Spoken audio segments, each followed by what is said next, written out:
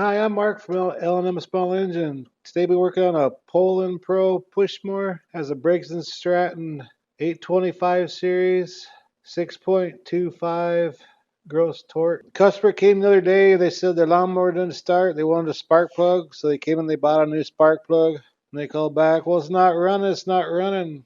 I said, well, go ahead and bring it in. And when they brought it in, I noticed they got tape all over the flywheel brake cable. The cable's not even going, it's not even moving to the flywheel brake. So we're going to change that, make sure it's going to start for them so they can mow their lawn. So hopefully you enjoy the video. Here's where they got it all taped up. And one thing about these, when you leave them sit outside in the wintertime, moisture and stuff gets down where that metal cable goes in that plastic outer cable, and it just rusts out that cable. We'll tear this old one off and we'll put a new one on there and probably sharpen the blade and change oil and make sure the air filter's clean. Cut her and cut that tape off. It was probably froze and it broke that plastic keeper in there.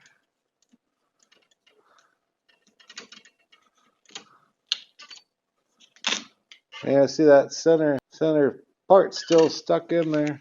Here's a new cable for it. Has that center prong in there. Well, this one here is totally broke off. Then to get these flywheel brake cables, just right down. It's always on the back of the push mower. I'll show you here. You can order them online, your local small engine shop, whatever. But you need the model number and the serial number and everything, so you can get you the right one. Because there's so many different variations of push mowers out there. So it's a Poulan Pro, and the model number is a PR625N21RH3. And the serial number is a 0131M001937. Parts guys like all that. That way they can get you the right part the first time. And to pop this cable out of here, just a pair of needle nose works or a pair of pliers. But where it's split right here, the two prongs come out, just squeeze them together and push it right out of that. See all the rust and stuff on that? I know it's hard sometimes to put these in the shed or a garage or something like that, but even put a paper bag over the handlebars and tape it on there so moisture don't get in there for the wintertime. That would even work. But on these old flywheel brake cables, if you cut the end off here, it makes a great jet cleaner for carburetors. Cleans out the jets. Say you want to just take the end and cut it.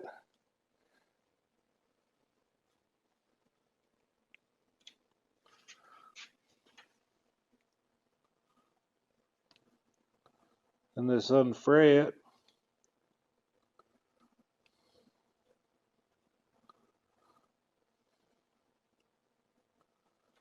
And these little individual wires work awesome to clean out jets and carburetors. So you can make a little tool out of a broken lawnmower part. Okay, let's throw this new one on.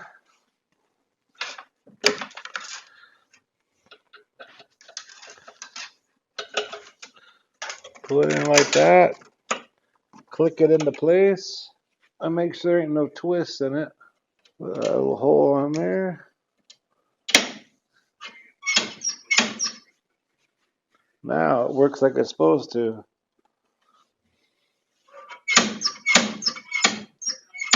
It releases that flywheel brake, and your kill switch wire is hooked up to that too. And you don't want to. So I've seen some people put a piece of wire around here into here to tie it together. Well, there's no way to shut it off. And what if you're mowing on a hill and you slip and fall, and God forbid you laying on the ground, the thing rolls back on you and cuts your toes off or something, you know. You gotta be safe when you're out there mowing. But yeah, that works great. Put a couple zip ties on that, on the handlebars. Then we'll check the blade out next. But that's probably all that's wrong with it. But I just want to double check everything else out. So when they go mowing, it'll start right up for them. Blade looks like it's been put on last year. It still has a paint on it and everything. I believe that's a 9/16. We'll put a nice edge on it for him. Yeah, it's a 9/16. The MTDs are usually 5/8 and the AYPs are usually 9/16. That's usually how that works. Yeah, so it kind of has a sticker on there. I'm going to put a nice clean edge on there for him.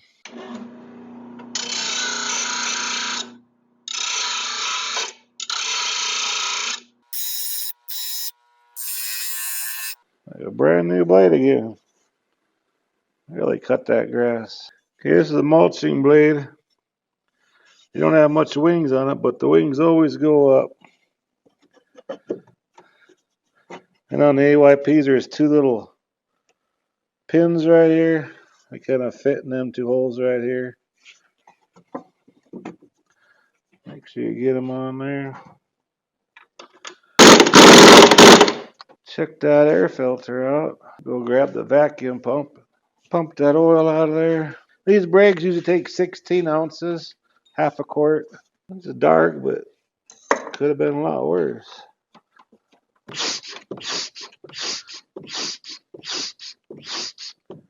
I'm going to take that air filter off. It's a 5/16. Oil's all sucked out of there. Screw's a little squeaky. That filter's in good shape. Just blow it out a little bit. And if you squeeze a primer bulb and out of that tube in the center of the venturi, if you see gas coming out of that means your primer's working good and everything. I'm going to spray a little WD-40 where that 5/16 and screw goes in there. Maybe stop it from squeaking. And I just bought the plug the other day, so I know the plug's brand new. So all I gotta do now is see if I can get some more oil out of there. Let it vacuum it out. I'll put some fresh oil in there. It should start. And we're gonna be using it in the summertime, so we use SAE30 oil. And we need 16 ounces, half a quart. And there's always a gauge on the side of the oil, right in the middle, 16 ounces. It's right there on 16. That means we used half a quart. Wipe off the dipstick. That's right on full. Nice and clean too. All right, let me take it off the table. And there's just a little bit of gas in there. I'm gonna put some fresh premium in there, and we'll see if we can get this thing started. Okay, let's put some premium in there. See what it does.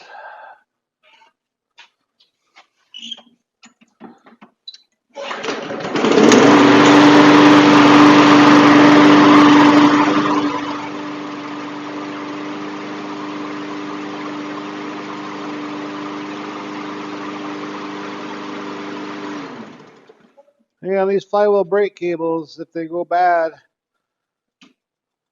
you can get them online on Amazon or eBay. You can get them for maybe like $10.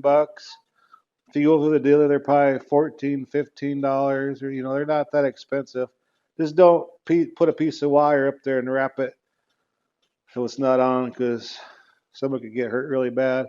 But hope this video helps you out. Appreciate you watching. If you like my videos, please press the like button and please subscribe. Anyway, guys, have a good afternoon.